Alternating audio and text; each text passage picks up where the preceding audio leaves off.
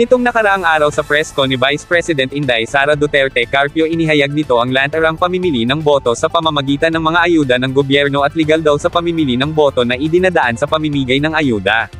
Tulad na lang dito sa Masbate ang mga assistant para sa mga estudyante ipinalalabas ni Congressman Wilton Tontonco na sa pagsisikap niya ito ngunit sa ating nakuhang impormasyon ang mga educational assistant na nakukuha ng mga kabataang estudyante ay mula sa national government. Sa madaling salita inaangkin ni Tontonco ganun lahat silang pamilya ko mula AICS, Tupad Program mula DOLE, AKAP, Educational Assistant at iba pa ay ginagamit na sa pamimili ng boto dahil lahat ng mga nakatanggap ay nakalista na para sa darating na 2025 election.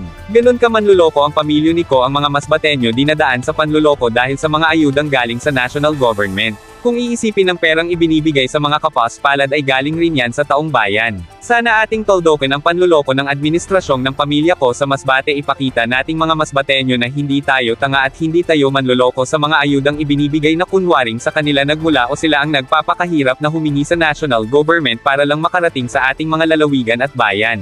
Yan po ay lahat mabibigyan ng bayan, laging tandaan hindi ang mga ko ang dahilan kung bakit nakarating ang mga ayudang iyan sa ating bayan, manatiling nakafollow at mag-share. Tatak!